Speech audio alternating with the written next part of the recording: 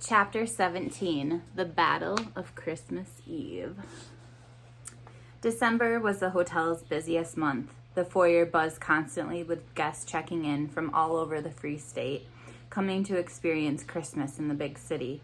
Morgan awoke one chilly morning at the beginning of winter to find that her new home had transformed into a Christmas wonderland overnight. The halls were decked with ribbons and evergreen. The foyer lit up with shining, shimmering fir trees dotted with silvery baubles. The smoking parlor rolled out emerald green waves of pine-scented smoke in the morning, red and white striped candy cane smoke in the afternoon, and warm, spicy gingerbread smoke at night. Even the chandelier was embracing the season. It had slowly grown all year and was finally full size again. But for the past 2 months, it has shifted and changed every few days, as if the Deucalion couldn't settle on a final shape yet. So far this month, it had been a shimmery white polar bear, an enormous green holly wreath, a sparkly blue bauble, and now a glittering golden sleigh. Back in Jack LaFlack's, Christmas had meant decorating a modest-sized tree and hanging an odd string of fairy lights. If grandmother wasn't feeling particularly festive, which she usually wasn't, occasionally Corvus would drag Morgan along to the annual Chancery Christmas party, where she'd be whispered about by boring politicians and their boring families. But Christmas in Nevermore was a month-long celebration that didn't stop, with festive parties, themed suppers to attend almost every night. The River Juro froze over completely, turning it into a traffic-free highway snaking through the city. Scores of people began ice skating to school and work. There was a pervasive feeling of goodwill, but the season also inspired a competitive spirit between friends and neighbors, many of whom went to great lengths to out-Christmas each other. Houses were lit up in almost every neighborhood, each one brighter than the last. Every street an extravaganza of tackiness and wasted wondrous energy, flashing and twinkling and blinding anyone within a mile radius. It was garish and absurd. Morgan loved it. But the most intense rivalry of all was between the two public figureheads of Nevermore's holiday season. "I don't get it," said Morgan one afternoon as she and Hawthorne sat stringing popcorn and cranberries onto the fishing line. "How can he get around the entire realm in one night? That is impossible." Hawthorne had invited her over to his place to show her how to make traditional Christmas tree decorations. Outside it was chilly, wet December day, but here in the Swift family living room there was hot chocolate, carols on the radio, and a saucepan full of corn kernels on the wood stove, popping merrily away. "Oh, not impossible." "Ow," said Hawthorne, seeking blood from his finger he had just pricked with its needle. "It's wondrous." "But really, a flying sleigh powered by deer?" "Reindeer," Hawthorne corrected her. "Sorry, reindeer. How do they even fly? They don't even have wings. Has he bewitched them?" "Dunno. Why are you so bothered?" Morgan screwed up her face, trying to pinpoint exactly what was so strange about the whole thing. "It's just perverse, that's why. And what about the one with the glowing red nose? What happened to it?" She finished off her fourth garland and reached for the roll of fishing line to start another. "Was it an experiment? That's sick." "I think he was born that way. And what about this Yule Queen lady? I've never even heard of her. At least St. Nicholas is all in the soft drink and hot chocolate advertisements." Hawthorne popped another piece of popcorn into his mouth. He'd finished making his garland and was now working on unmaking them, one morsel at a time. "Dad says people really underestimate the Yule Queen because she is never in any Christmas plays or anything. But Christmas would be rubbish without snow. And where do you think snow comes from? It doesn't just float out of the sky on its own." "You're telling me the Yule Queen makes snow?" "Of course she doesn't. Don't be daft." Hawthorne spoke as if to a simpleton. "The snow hound makes the snow. But he wouldn't bother if the Yule Queen didn't tell him to." Morgan was completely lost. "So these two, St. Nick and the Yule Queen, they have to kill each other?" "What? No, you're so bleak," he laughed. "They battle each other on Christmas Eve to see who has the best Christmas spirit. If the Yule Queen wins, her promise is a blanket of snow on Christmas morning and a blessing to every house. And if St. Nick wins, presents in every stocking and a fire in every hearth. You better pick a side. We're a pro-Nick household, except for Dad secretly fancying the Yule Queen a bit. The Campbells next door are big-time Yule supporters, as you can see from all the green. He pointed to the window. The house next door was decorated entirely with green banners, twisting ivy, and twinkling green fairy lights. What's the green for? Yule supporters wear green. St. Nick supporters wear red. Here, take this. He pulled something out of the Swift family's donation box and threw it at Morgan, who fumbled to catch it. What's this for? So you can support Nick like me, he said, shrugging. Presents and fire, what's not to like? It was a scarlet ribbon. Morgan tucked it away in her pocket. I'll think about it. Who do you support? Morgan asked Jupiter that night over dinner. St. Nicholas or the Yule Queen? The Yule Queen, said Jack, spooning mashed potatoes on his plate, obviously. Morgan scowled. I wasn't asking you. Jack had come home for the Christmas holidays a few days earlier, and he had been doing his utmost to annoy Morgan ever since. No, you were asking Uncle Jove, but you're simple-minded if you can't see he's pro-Yule. Are you a complete idiot? Take it easy, Jack, warned Jupiter, shooting him a look. Why? Snapped Morgan. He isn't wearing any green. He hasn't worn green all this week. Are you blind in both eyes? Bad form, Mog, said Jupiter, and Morgan was stung by the disappointment and surprise in his voice. Her insides writhing with guilt, she opened her mouth to apologize to Jack, but before she could speak, he barreled on, apparently unfazed by Morgan's unkindness. Obviously, he can't be seen wearing green, said Jack. Important public figures should appear neutral at Christmas. It's just good manners. But if you had a brain, you'd realize Uncle Jove and I prefer elegance and finesse over flashy displays of consumerism. St. Nick's just a capitalist fat cat with a good publicity department. Yule Queen has style.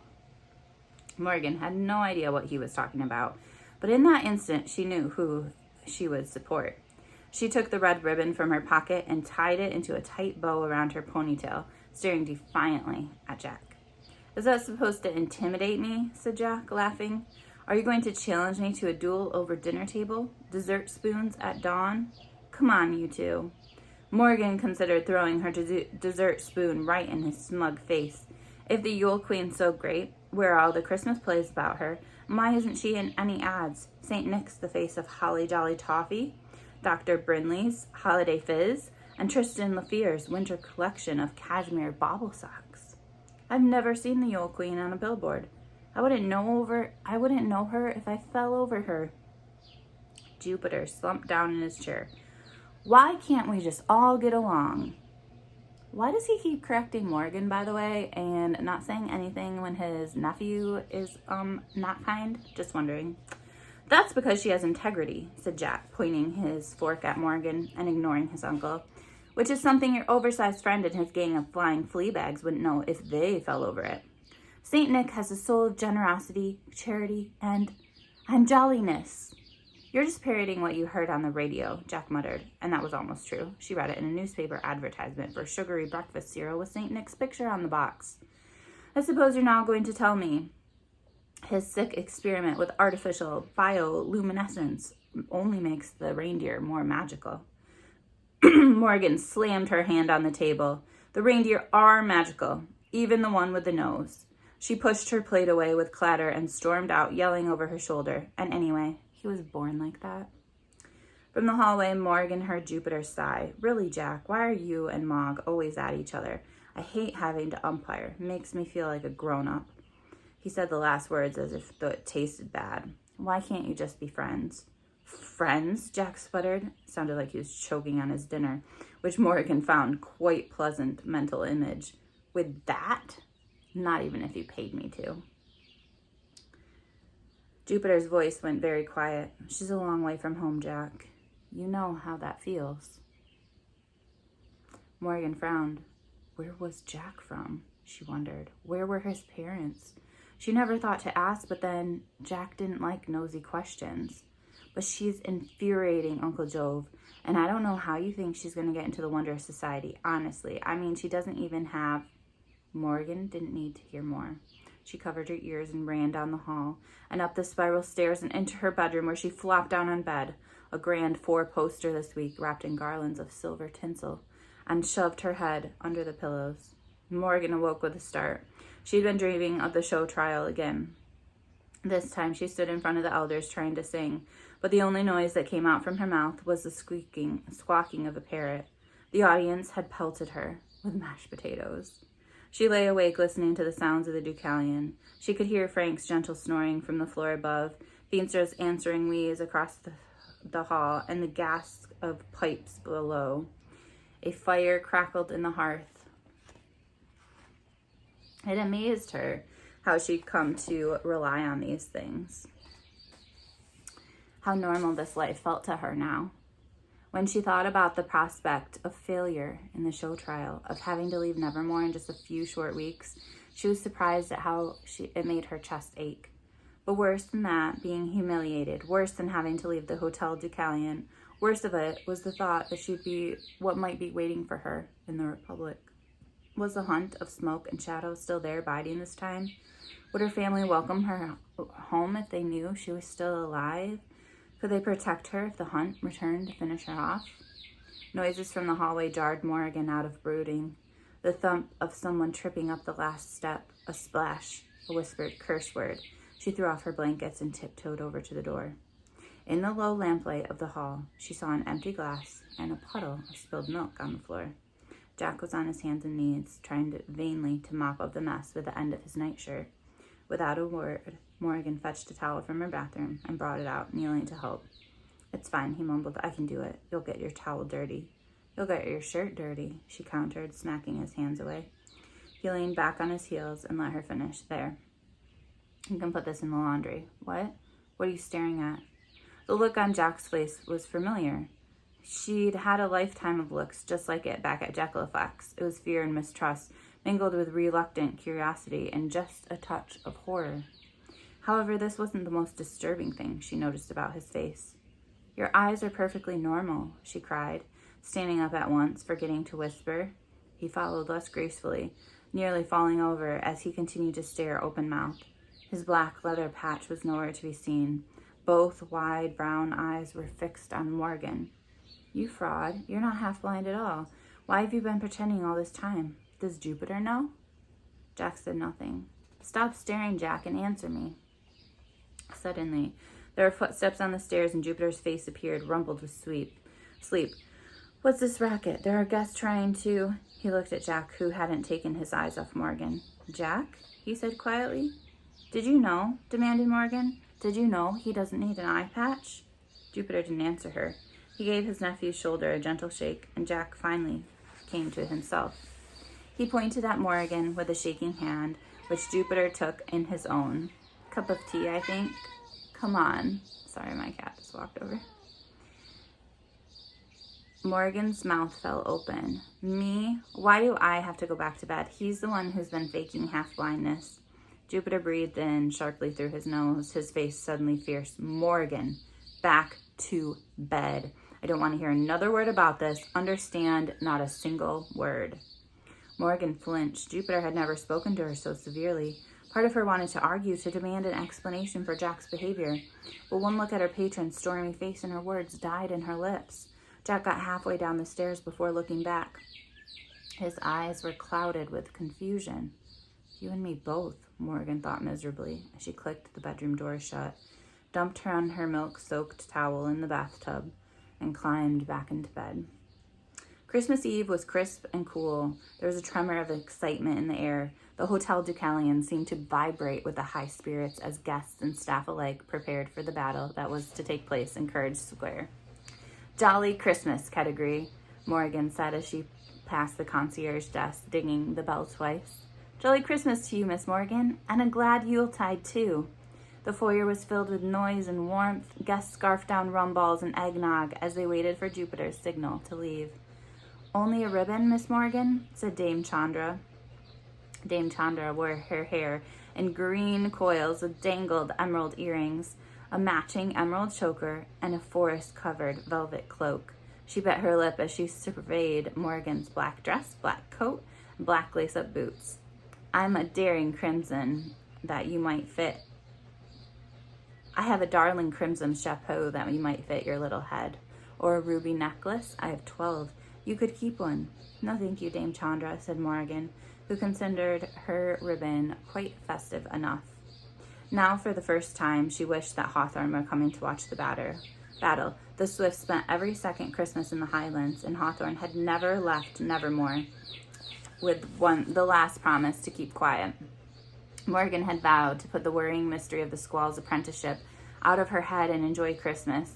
Even so, in the back of her mind, she cherished a hope that she wouldn't run into Mr. Jones again before the show trial. Watching the staff from her vantage point on the stairs, Morgan had to admit they had a festive style by the bucket load.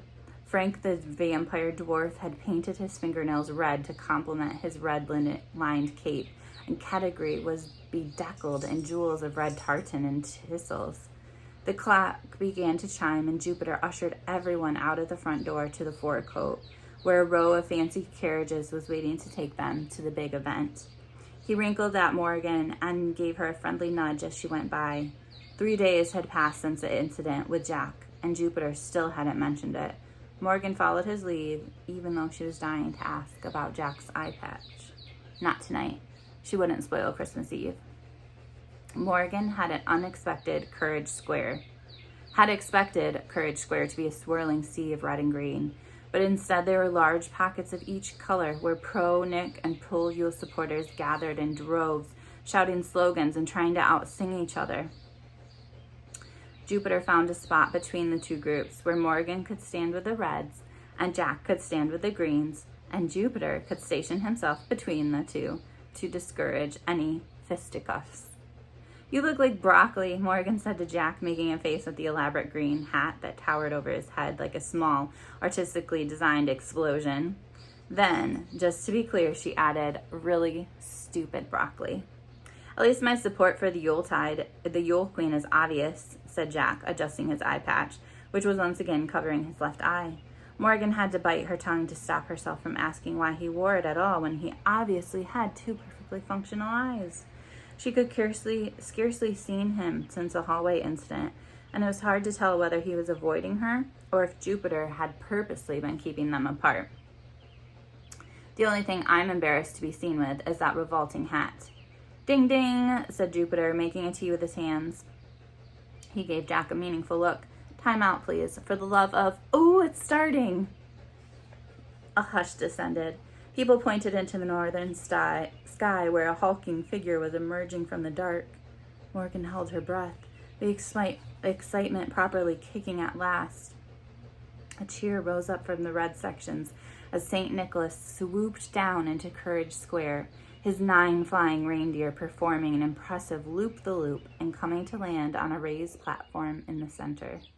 A flash of elves jumped off the sleigh and began waving feverishly at the crowd, goading them like promoters at a troll fight to cheer more loudly for the jolly white-bearded man as he heaved himself out of the polished mahogany and red velvet sleigh. Morgan grinned. She had to admit she was pleased with her decision to support St. Nicholas.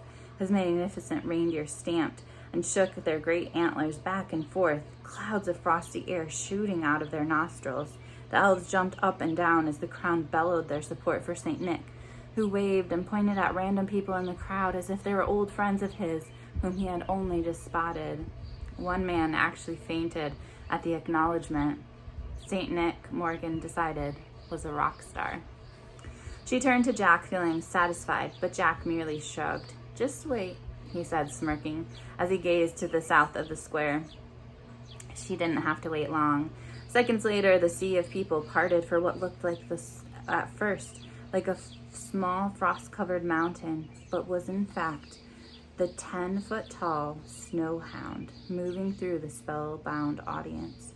A beautiful woman stood proudly on its back, gazing at the hushed square. Morgan had to fight the urge to say, ooh. It was true what Jack had said about the Yule Queen, all of it. She was the most elegant woman Morgan had ever seen. She had style. The queen's gown fluttered delicately behind her, flowering like silk underwater. Her hair fell in soft shimmering waves past her waist, and like the fur of her splendid hound, were the color of freshly fallen snow. Her lips were pale and bloodless, her smile nothing less than a glowing expanse of white teeth and twinkling eyes that acted as a spotlight, casting everything around her into shadow. Morgan did not need to look at Jack. She could feel the smugness radiating from him. The Yule Queen stepped onto the platform and nodded at St. Nicholas, who bowed in return. For a moment, nothing happened. Then the Yule Queen lifted her face to the sky and grew very still. "Here we go," whispered Jupiter. It was faint at first, like a distant tickling sound, like wind chimes or glass. Morgan watched in amazement as each of the brightly shining stars over Nevermore grew even brighter, morphing and moving until they somehow impossibly resembled millions of tiny silver bells reflecting in the light of the city. A complex symphony of chimes radiated through the air. Morgan gazed at the star bells, breathless and enthralled, until each one jingled its last jingle and turned into a distant star again. 3 seconds of awed silence followed this extraordinary display, and every green supporter in the square erupted into passionate applause. Even some of the reds were clapping, albeit grudgingly. Morgan felt like cheering out loud, so delighted she was by the Yule Queen's magic, but she couldn't bear to give Jack the satisfaction. She stayed quiet. All eyes were now on St. Nick as he rubbed his hands together, turning in a circle to survey Courage Square. He began pointing erratically, and Morgan at first thought he was doing his rock star thing again, until pockets of the audience began squealing and stumbling over each other, and in each spot a giant fir tree was sprouting rapidly from the ground, pushing people out of the way as they grew and grew, 6 feet, then 12 feet, then 20 and 40, until there were a dozen evergreens towering 60 feet over the square. Jack betrayed no reaction. His eyes were fixed on the Yule Queen, waiting to see her response. The Yule Queen smiled serenely at St. Nick's handiwork and then gestured to each of the Christmas trees in turn. On her command, dozens of snow-white doves emerged from their branches and flocked together to form a massive, quivering cloud of wings.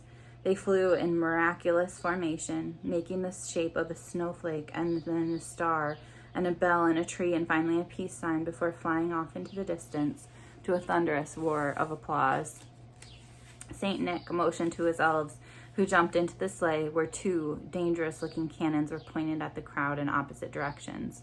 Morgan glanced up at Jupiter, wondering if this was legal, but he didn't seem at all disturbed. If nothing, he looked bored. "Didn't he do this one last year?" Jupiter said, nudging his nephew. Jack snorted, predictable, pandering to the greedy masses. "Shh," said Morgan. She elbowed Jack in the ribs to drive the point home. They might have seen it before, but she didn't want to miss a single second. The cannons let off with a loud bang, and again, the elves fired round after round of colorful foiled wrapped sweets over Courage Square. Children and adults alike scrambled on the ground to catch them. The Queen turned to the Snowhound, who paddled regally toward the platform with his head held aloft, his bright blue eyes fixed on the mistress.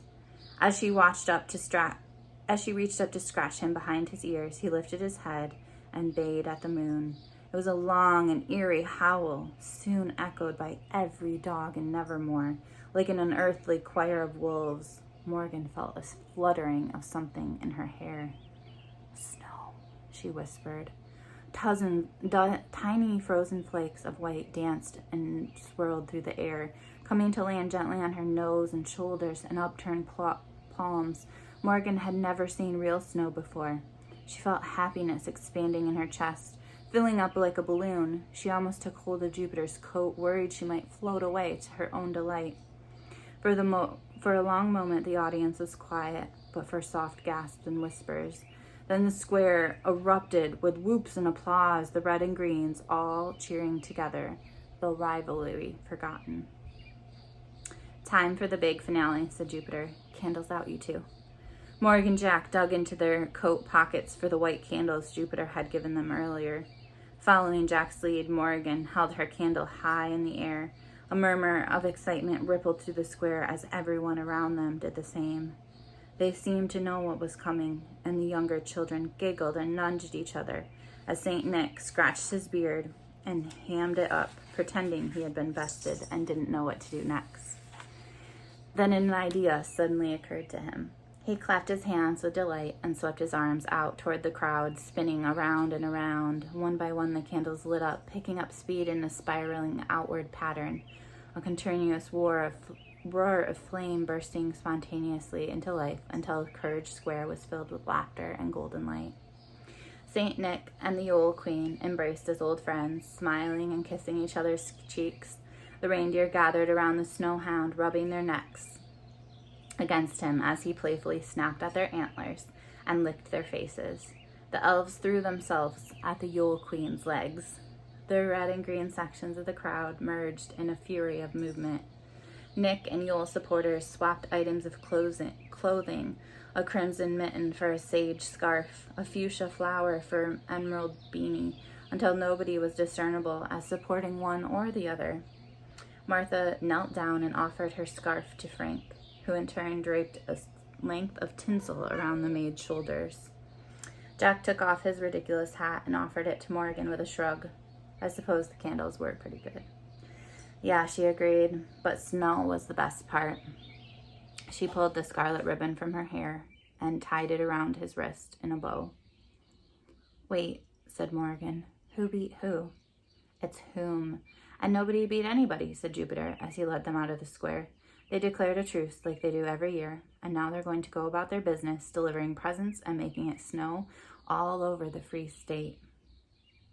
So nobody wins? Morgan asked. She couldn't help feeling a bit shortchanged. You must be joking. Presents and snow, said Jack. Everybody wins. The three of them decided to walk home, waving off the carriages and pelting each other with snowballs until they were too wet and exhausted to continue. Jupiter piggybacked Morgan the rest of the way, while Jack happily slipped and slid along the icy sidewalks. They demolished a whole bag of sweet sour sugar plums between them when they arrived at the Deucalion 40 minutes later with frozen fingers and purple tongues. Do you think St. Nick's been here yet? Morgan asked as Jack trudged upstairs. She licked some purple sugar from the corner of her mouth. No, he only comes when you're asleep because he's too busy to chat. So hurry up and get to bed. He pushed her down the hall, smirking. Good night. Good night, Broccoli Head. Jack laughed as he disappeared into his room.